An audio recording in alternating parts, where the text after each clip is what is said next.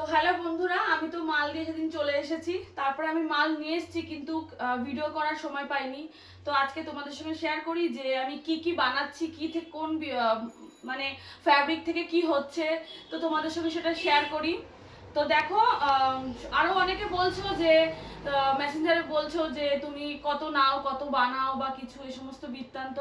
তো আমি বলবো যে সেরকম কিছু না, ফ্যাব্রিকের উপর নির্ভর করছে যে তোমার কিসে কত রেট পড়বে, তারপর তোমার ডিজাইনের উপর নির্ভর করছে। নর্মালি আমি ব্লাউজ বানাতে এমনি মানে যে সমস্ত বম্বে কাট, টেকিন, এই সমস্ত যে নর্মালি ব্লাউজগুলো হয় সেগুলো বানাতে আমি 350 টাকা নিই। আর তারপর নির্ভর করছে তোমার কাপড় কেমন, ফ্যাব্রিক কেমন। অনেকটা আছে না যে ক্রেপ টাইপের কাপড়, সিল্ক টাইপের কাপড়, যেগুলো ধরতে ভীষণ অসুবিধা হয়।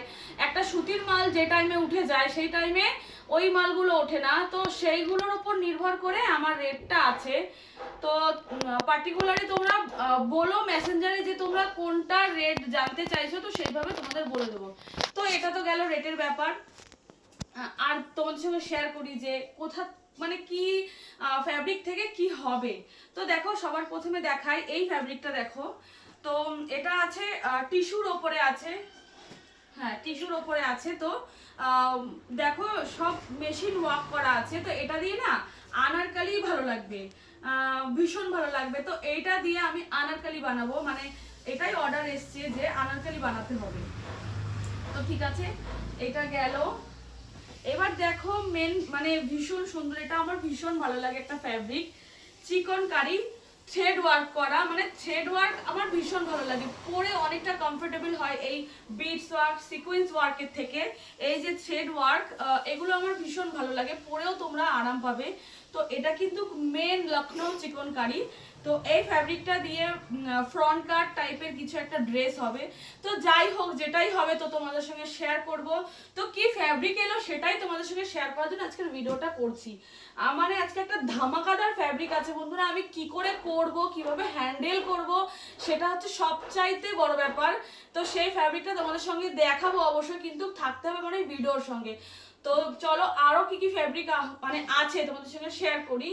দেখো, এটা আছে বিটস ওয়ার্ক, মানে বিটস ওয়ার্ক গুলো ভীষণ আমার কষ্ট হয়।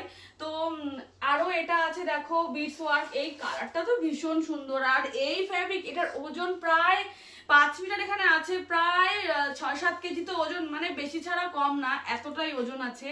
হ্যাঁ, মানে এই হাতের এই পোর্শনটা পুরো ব্যথা হয়ে যায় যখন মেশিনে বসি।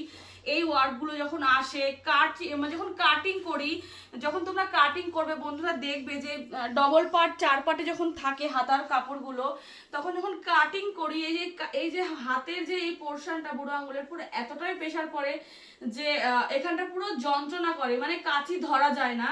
তো সেই হিসাবেও মানে বলছি যে বিটস ওয়ার্কের ক্ষেত্রে যেরকম এগুলো তুলে তুলে কাজ করতে হয়, তার উপর তোমার মানে মেকিং চার্জটা নির্ভর করছে। তারপরে দেখো, এই একটা ফ্যাব্রিক, এটা দিয়ে এখানে আছে প্রায় 7 মিটার ফ্যাব্রিক আছে, এটাতে প্রায় 7 মিটার। এটা দিয়ে কিন্তু এটাও একটা বিটস ওয়ার্ক, দেখো নেটের ওপর আছে, পুরো নেট ওয়ার্ক করাটা ভীষণ সুন্দর। এটা উল্টো আছে, দেখো বন্ধুরা কি সুন্দর একটা ফ্যাব্রিক। তো এইটা দিয়ে কিন্তু 3টে ড্রেস হবে। তো এর আরো ফ্যাব্রিক আসবে, সেই দিয়ে মিলিয়ে মোট 3টে ড্রেস হবে। তো এর ভিডিওগুলো অবশ্যই বানিয়ে রেখে তোমাদের সঙ্গে আমি শেয়ার করবো।